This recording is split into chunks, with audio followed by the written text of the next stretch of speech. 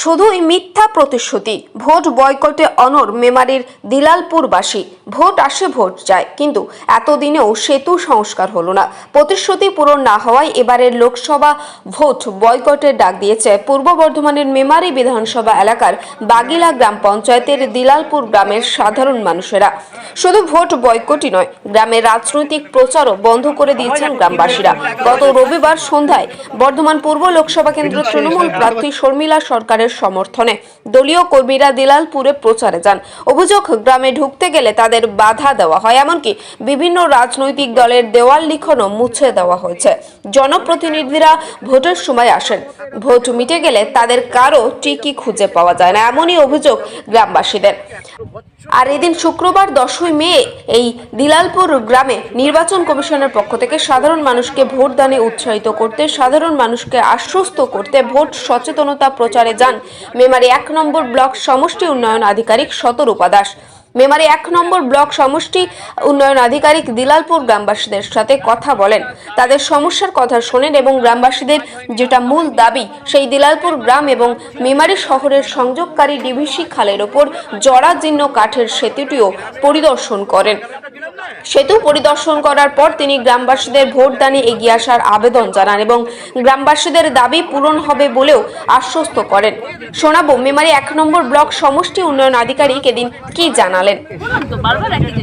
এখানে কি কর্মসূচিতে অ্যাক্টিভিটি করতে এসেছি, আমরা ইলেকশন কমিশনের পক্ষ থেকে এসেছি।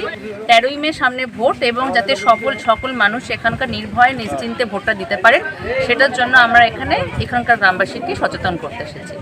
এটার নাম, এই কর্মসূচির নাম হচ্ছে এসবি। এটা ইলেকশন কমিশনের তরফ থেকে আমরা এই অ্যাক্টিভিটিটা আজকে এখানে করছি। গ্রামবাসীদের কাছ থেকে সারা কিছু গ্রামবাসীদের এখানে কিছু দাবি রয়েছে এবং যেটা ভীষণই ন্যায্য দাবি। আমরা দেখলাম এখানে ব্রিজটার অবস্থা খুব খারাপ, সেই ব্রিজটা খারাপ এবং ব্রিজটা বলতে গেলে প্রায় ভগ্নপ্রায় ব্রিজ, এবং সেই দাবিতেই এবং রাস্তার দাবিতেই এখানে ভোট বয়কটের এর আগেও এখানে অনেকবার দাবি উঠেছিল এবং সেটাকে তো আমরা অবশ্যই অ্যাড্রেস করব। রাস্তা এবং ব্রিজটা অবশ্যই অ্যাড্রেস করব, সেটা চলছে একটা অনগোয়িং প্রসেস এবং সেটা তার নিজের ডিউ কোর্সেই তার ফলপ্রসূ হবে।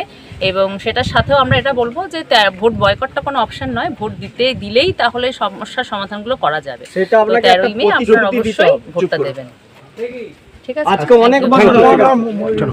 কিন্তু ভিডিওর আশ্বাসেও মন গলানো গেল না গ্রামবাসীদের।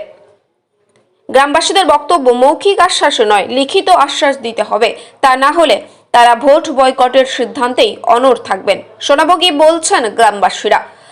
কি হলো আজকে, এখানে কারা এসেছিলেন? এখানে বিডিও ম্যাডাম এসেছিলেন, জয়েন্ট বিডিও ম্যাডাম এসেছিলেন, বা আরও অনেক প্রতিনিধি ওনারা এসেছিলেন এখানে। নির্বাচনের কমিশন থেকে লোকজন এসেছিলেন? হ্যাঁ, অবশ্যই নির্বাচন কমিশন থেকে এসেছিলেন। কি বললেন তারা?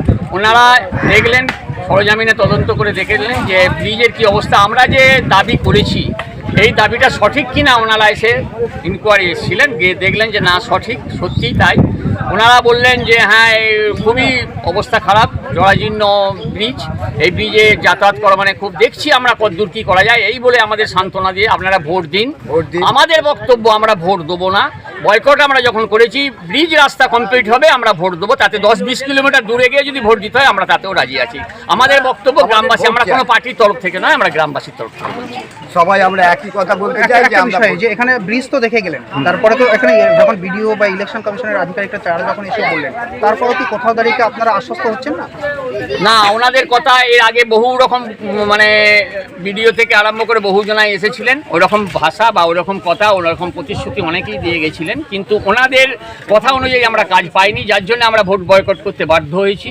আমরা পুরো গ্রামবাসী একটাই কথা, আমাদের ব্রিজ হবে, রাস্তা হবে, তারপরে আমরা ভোট দেবো। নাচেত আমরা ভোট দেবো না। প্রতিশ্রুতির কথা শুনে বা আমাদের দেবো করে দেবো, আমাকে দাঁড় করান, আমাকে জেতান, জিতিয়ে দিলে ভোট দেবো, এইরকম কোনো কথাতে আমরা 13ই মে আগামী সোমবার না, আমরা ভোট দেবো না, এরকমই আমাদের মানে প্রস্তুতি নেওয়া হয়ে গেছে অলরেডি। ভোট পার হয়ে যাওয়ার পরও ব্রিজটা যদি এরকম অবস্থা থাকে, তাহলে আগামী দিনে আর কি করবেন?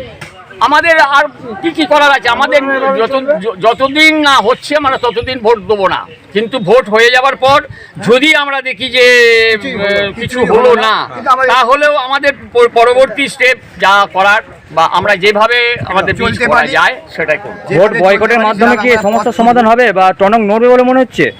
আমরা সেটা কিছু বলতে পারছি না। আমাদের বক্তব্য একটাই, সেটা হচ্ছে আমরা ভোট দেবো না আমরা, রাস্তা ব্রিজ না হলে ভোট দেবো না। এবার রাস্তা ব্রিজ কিভাবে হবে ওনারা জানবেন, আমাদের যে ভিডিও বা আমাদের যারা আছেন ওপর মহল তারা জানবেন কিভাবে করা যাবে। আমাদের দাবি হলেই পূরণ হলেই আমরা ভোট দেবো। কি নাম আপনার? আমার নাম বিমল ঘোষ। কি এলাকার বাসিন্দা নাকি? হ্যাঁ, আমার দিলালপুর গ্রামের বাসিন্দা। আগামী 13ই মে নির্বাচন। এখন দেখার বিষয় যে দিলালপুর গ্রামের মানুষেরা তাদের সিদ্ধান্ত বদল করে এই ভোট উৎসবে সামিল হন কিনা। Bureau report, SN Bangla.